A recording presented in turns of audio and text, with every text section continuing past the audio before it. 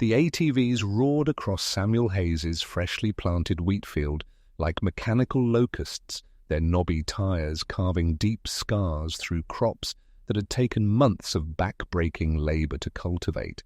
4 vehicles in formation, each flying small flags emblazoned with Oak Ridge Estate's security patrol, treating his 100-acre farm like their personal recreational playground. Samuel stood at the edge of his property, his weathered hands gripping the fence post he had installed himself 3 years ago, watching strangers destroy the livelihood that 4 generations of his family had built from Georgia, red clay, and unbreakable determination. The wheat stalks that had been standing proud in the morning sun now lay trampled and broken, each destroyed plant representing not just financial loss, but the violation of something sacred, the connection between a man and the land that sustained him. "Hey!" he shouted, his voice carrying across the field like thunder rolling over distant hills. "Get off my property!" The lead ATV rider, a middle-aged man whose expensive outdoor gear couldn't disguise the soft belly of someone who had never done real physical labor, pulled up just close enough to ensure Samuel could see his smirk.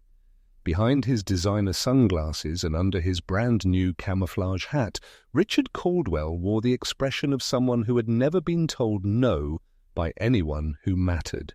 "Relax, neighbor," Caldwell called out, his voice dripping with the casual condescension of inherited wealth and assumed authority. "We're just exercising our legal right to patrol community boundaries, nothing personal." Legal right. The words hit Samuel like physical blows, each syllable a perversion of the justice his grandfather had taught him to believe in. There was nothing legal about destroying planted crops, nothing righteous about treating private property like a public thorough. Ugh, fair. Nothing neighborly about deliberately terrorizing a farmer whose only crime was existing adjacent to their gated paradise.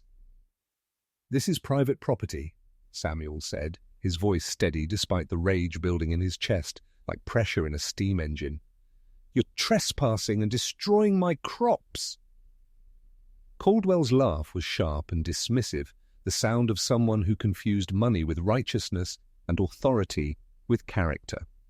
"According to our community charter, we have easement rights for security patrols along all boundary areas. Your little farm here sits right on our property line, which makes it subject to our oversight." The lie was breathtaking in its audacity. Samuel had purchased this land fair and square, had the deed recorded in the county courthouse, had paid taxes on every acre for 15 years. But Caldwell spoke with the confidence of someone who had never encountered consequences for his actions, never faced anyone with the resources or knowledge to fight back. Behind Caldwell, 3 other ATV riders revved their engines in a choreographed display of intimidation. These weren't teenagers joyriding on a Saturday afternoon. These were grown men who had organized themselves into an unofficial army, complete with matching gear and coordinated tactics designed to terrorize anyone who dared to exist outside their vision of proper land use. "Mr. Caldwell," Samuel said, recognizing the man from newspaper articles about Oak Ridge Estate's exclusive community leadership, "there are no easement rights on my property. What you're doing is criminal trespassing and destruction of agricultural crops."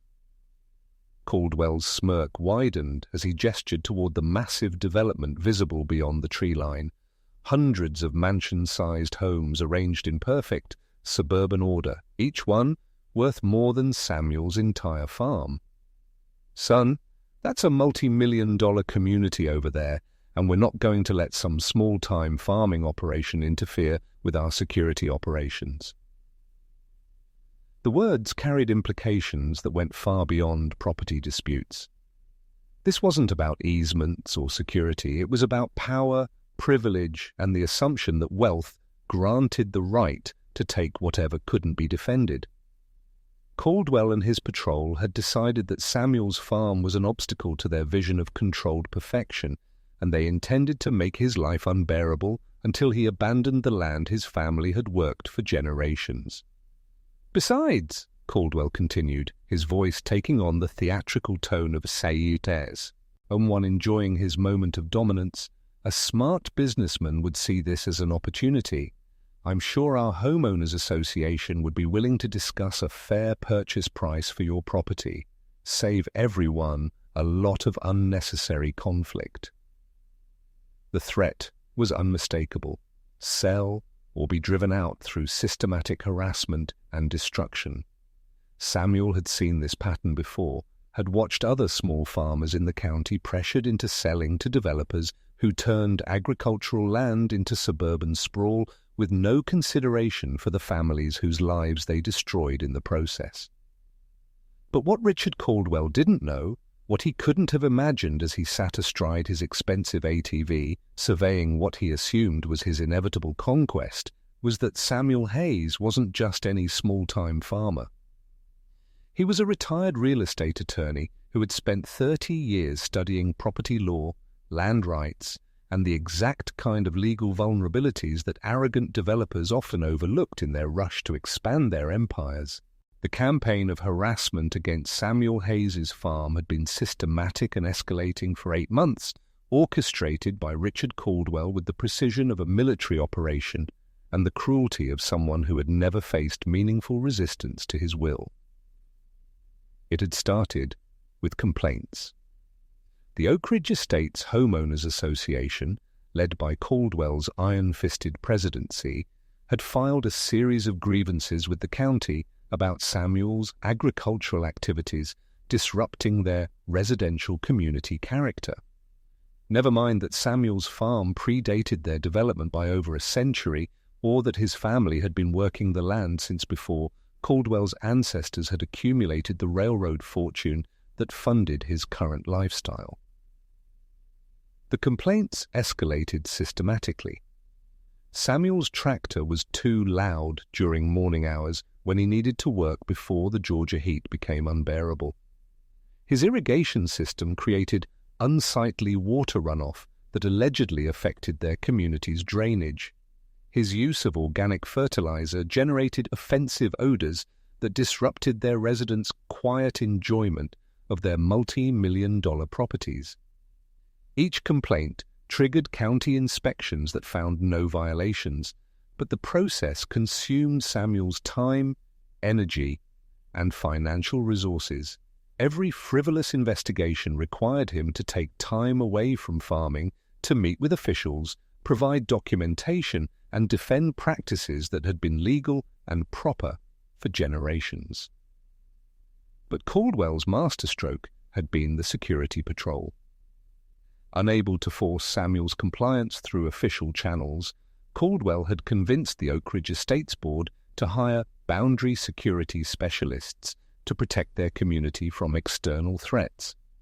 The patrol's official mission was to monitor the perimeter of their gated community and ensure that outside activities didn't compromise their residents' safety and property values. In practice, the patrol functioned as Caldwell's personal army of harassment.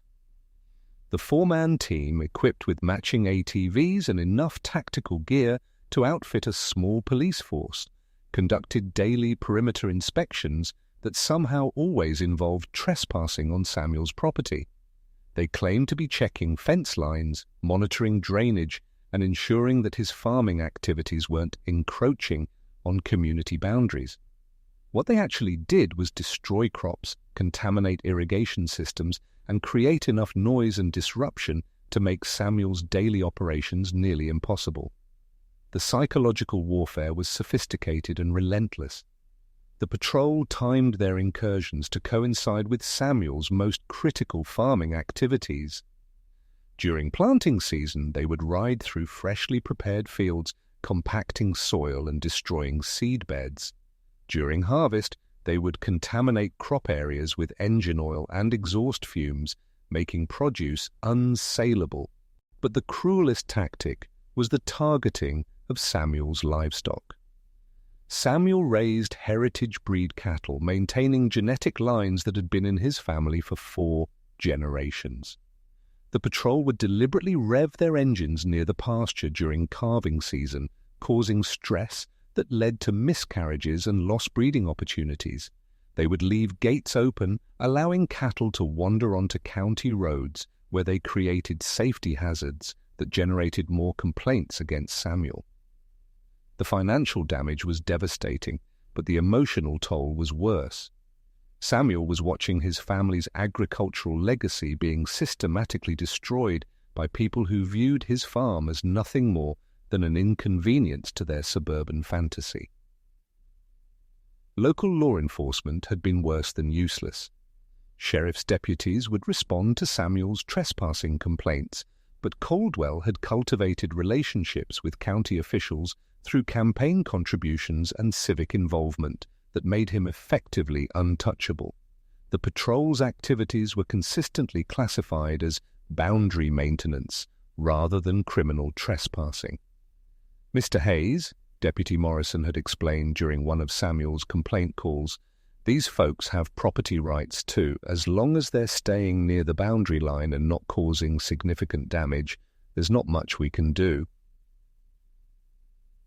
Significant damage. Samuel had documented over $30,000 in crop losses, livestock injuries, and equipment problems directly attributable to the patrol's activities.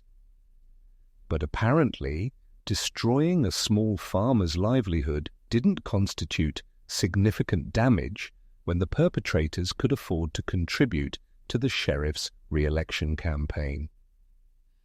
The isolation was perhaps the worst part. Other farmers in the area, facing their own pressures from expanding development, were too afraid to support Samuel's resistance.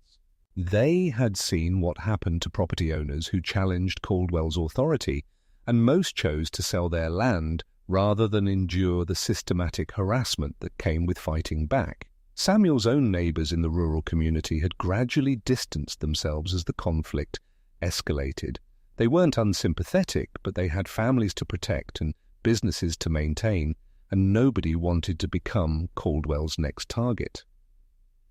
But what the community didn't know was that Samuel Hayes had resources and knowledge that went far beyond what his modest farming operation suggested. During his 30-year legal career, Samuel had specialized in agricultural law, property rights, and the complex regulatory framework that governed rural land use. He had represented farmers against corporate developers, had written appellate briefs on easement law, and had argued property rights cases before the Georgia Supreme Court. His retirement to full-time farming hadn't been the retreat of a defeated man.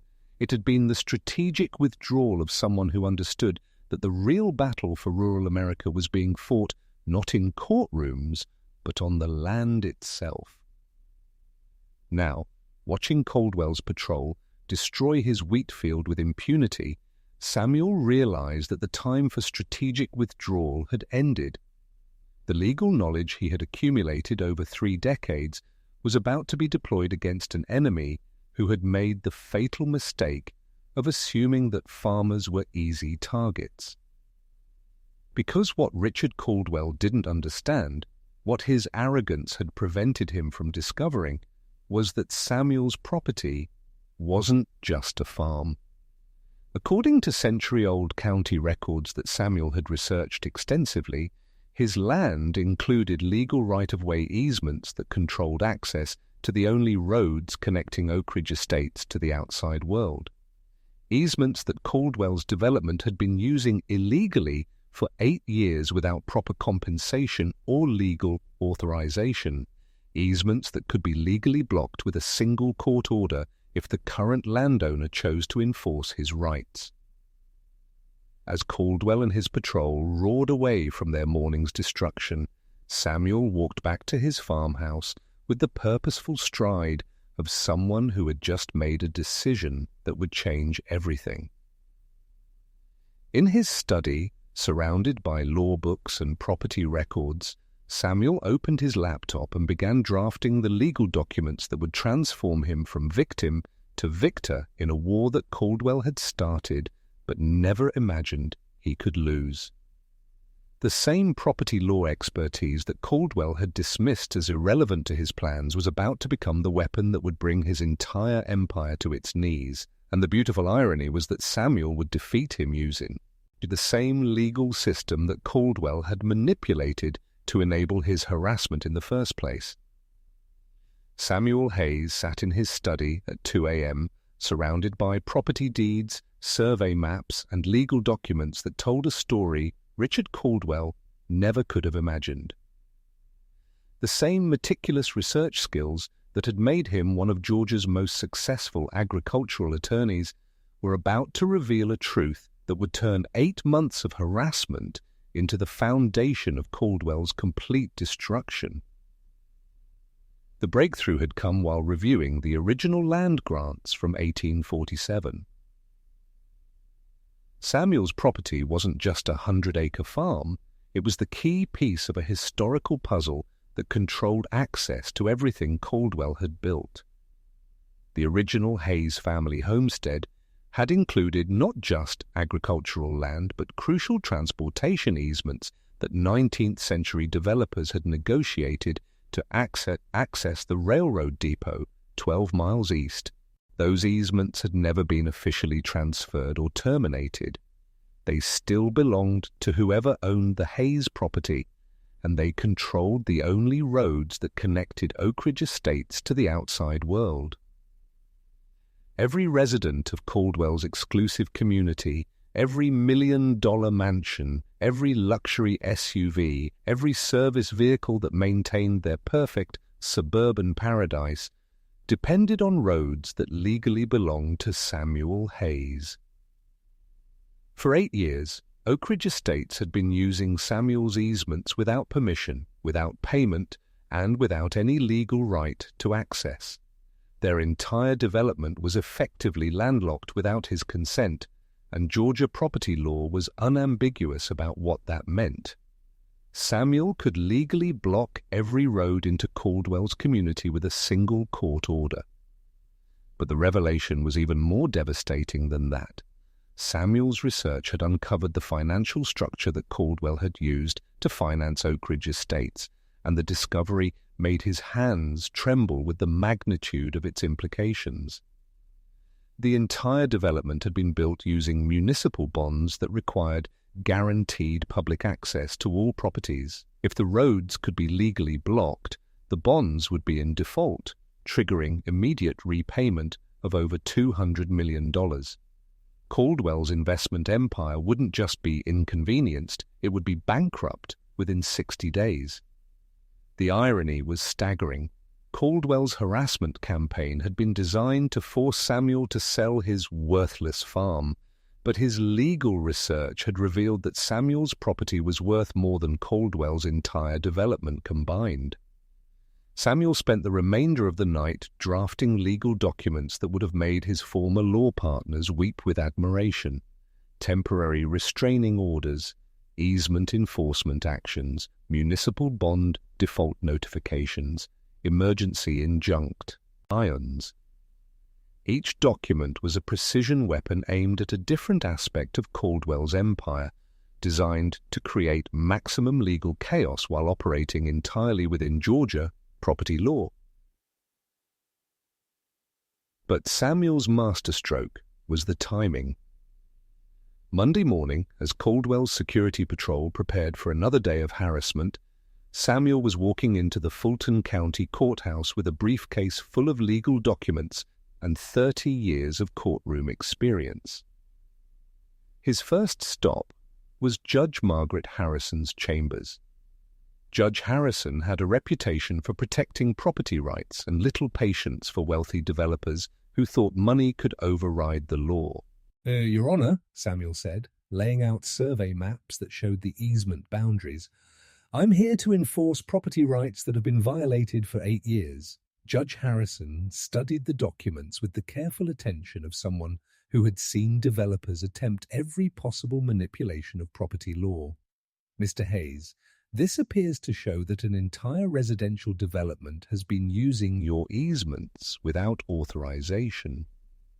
That's correct, Your Honor.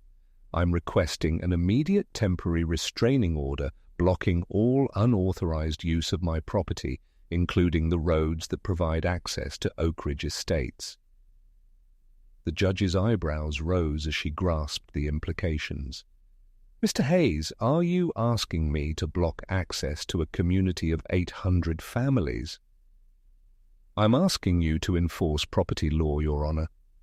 The residents of Oak Ridge Estates are not responsible for their developers' failure to secure proper easement rights, but they cannot continue using my property without legal authorization.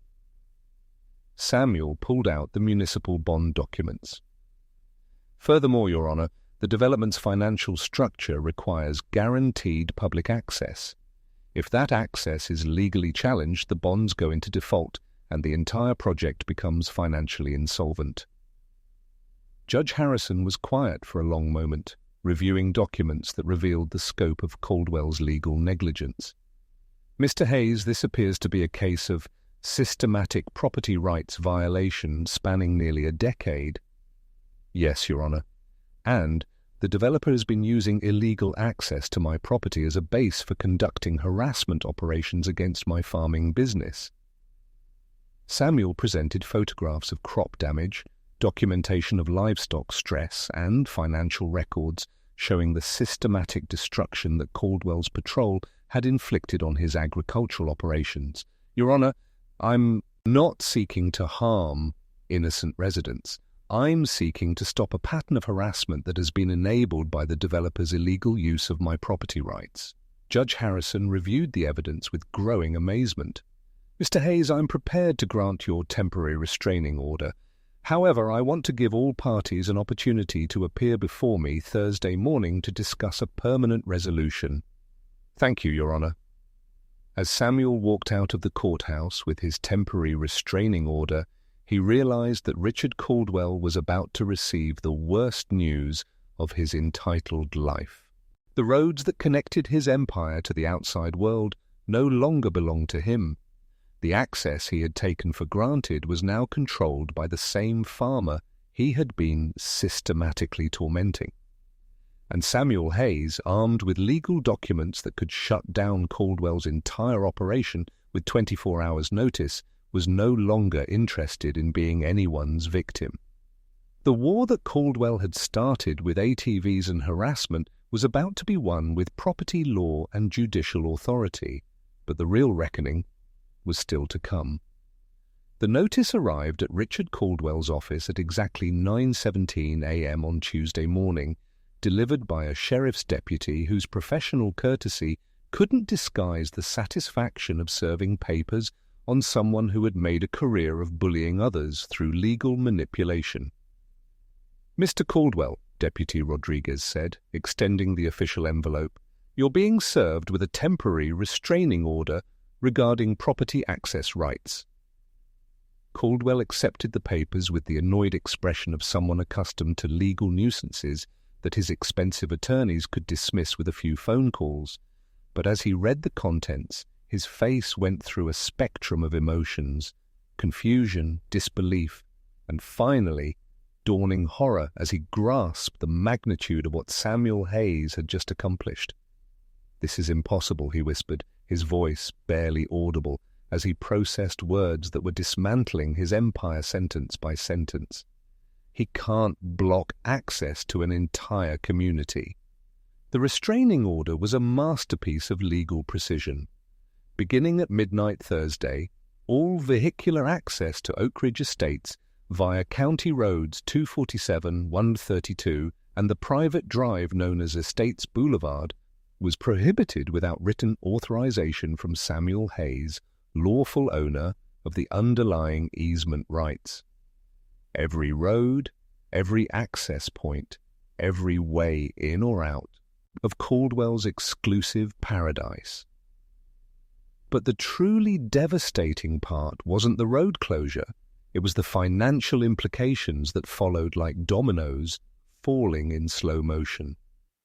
Caldwell's hands shook as he reached for his phone to call his attorney, Marcus Webb, whose Park Avenue firm specialized in making legal problems disappear for clients who could afford their services. "Marcus," Caldwell said, his voice cracking with barely controlled panic, "I need you to get down here immediately. We have a situation." Webb arrived within 2 hours, his usual confident demeanor faltering as he reviewed Samuel's legal documents. "Richard, this is actually quite brilliant. Hayes has found a legal vulnerability that we should have identified during the original development process. Can you fix it?" Webb was quiet for a long moment, reviewing easement law and property records with the growing realization that his client had made an error of catastrophic proportions. "Richard, these easements have been in the Hayes family since 1847. They were never properly transferred or terminated. Legally, Samuel Hayes owns the roads that connect your development to the county highway system. So we pay him whatever he wants, buy the easements and make this go away. It's not that simple." Webb pulled out the municipal bond documents. "Your financing structure requires guaranteed public access to all properties. If Hayes can legally block that access, the bonds go into default immediately."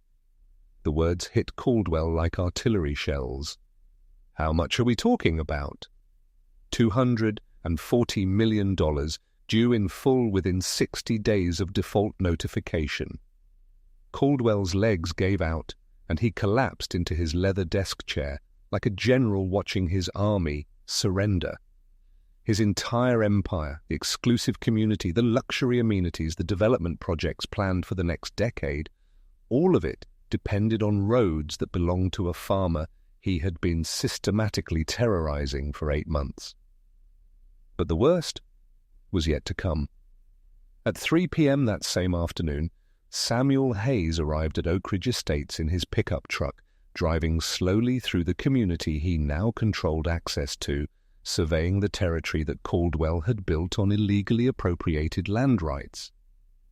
He parked in front of the community center where an emergency homeowners meeting had been called and walked through, doors that opened into a room full of residents whose $1 million investment had just been revealed as hostage to a farmer's property rights.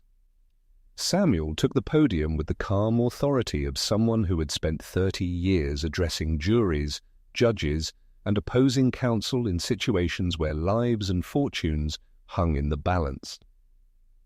"Ladies and gentlemen," he began, his voice carrying clearly through the packed room, "my name is Samuel Hayes, and I own the farm adjacent to your community.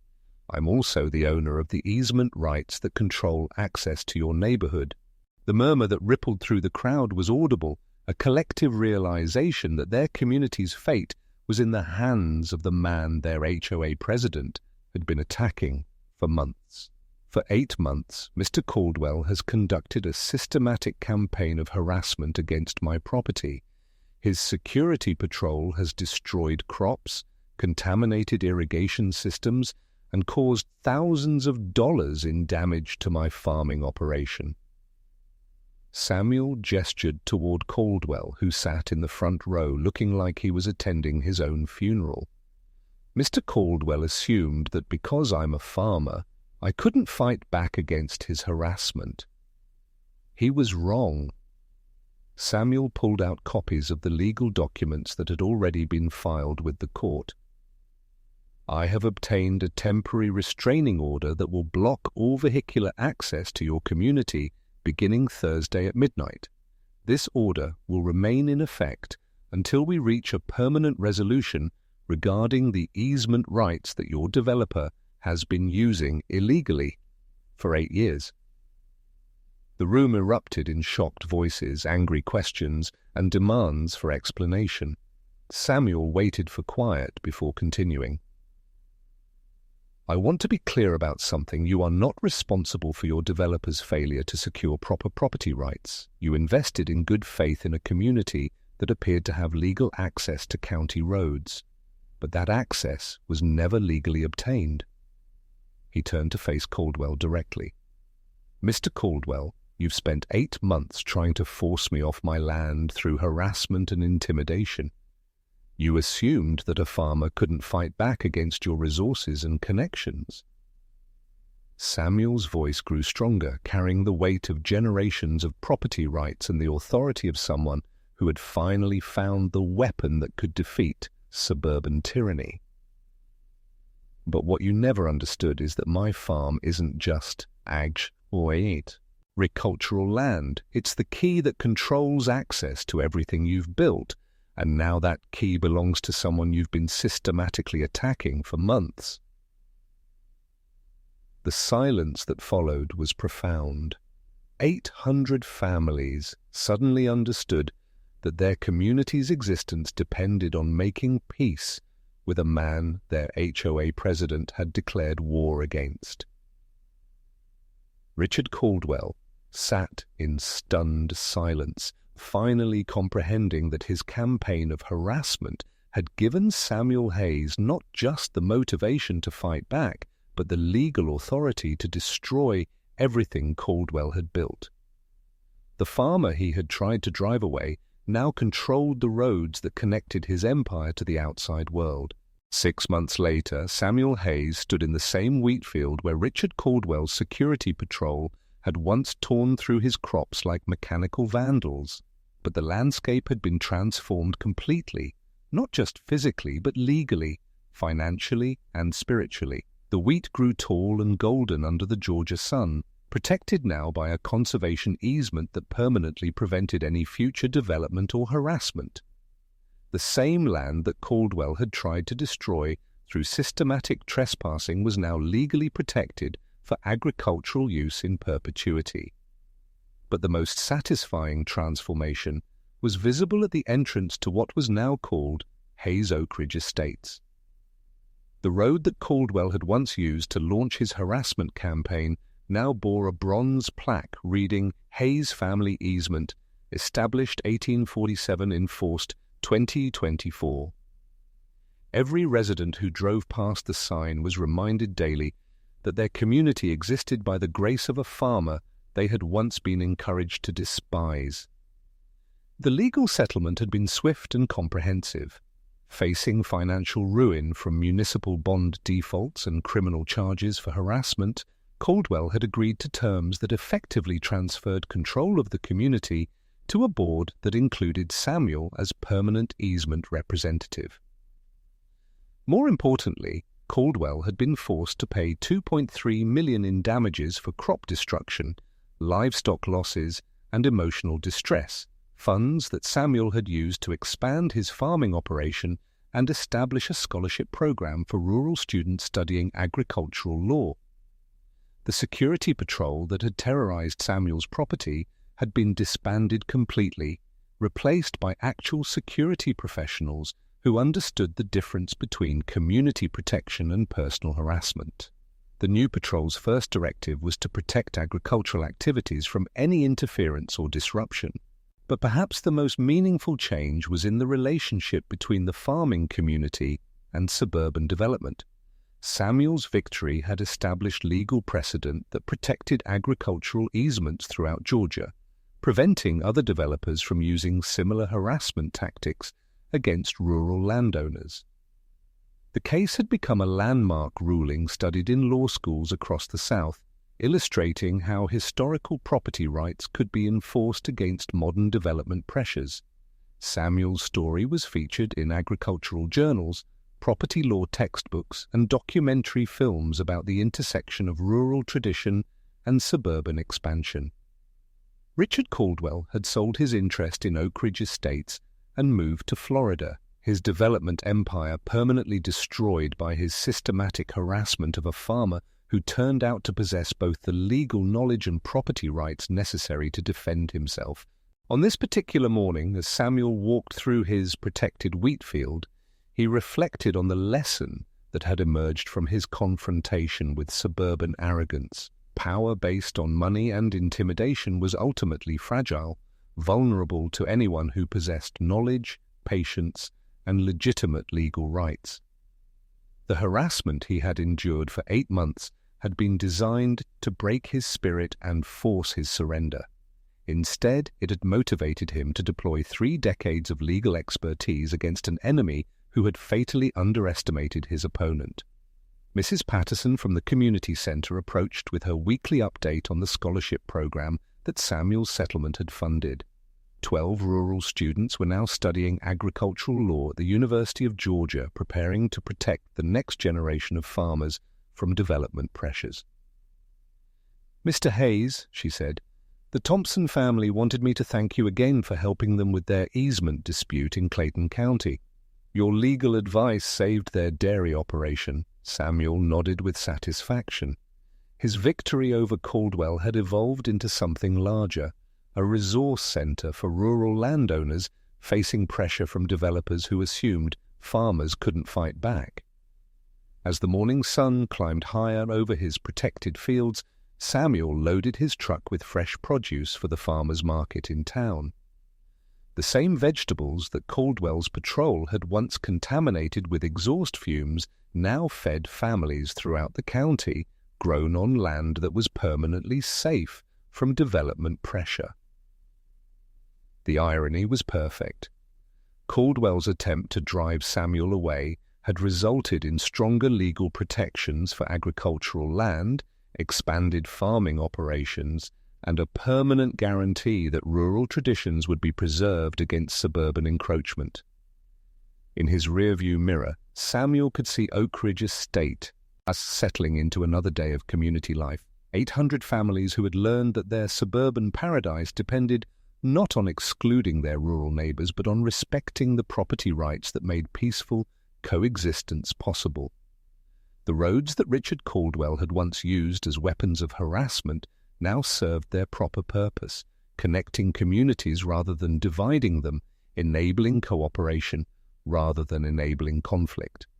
Sometimes the greatest victories came not from destroying one's enemies, but from teaching them that true authority came from service rather than domination, from legal knowledge rather than financial power, from defending what was right rather than enforcing what was convenient.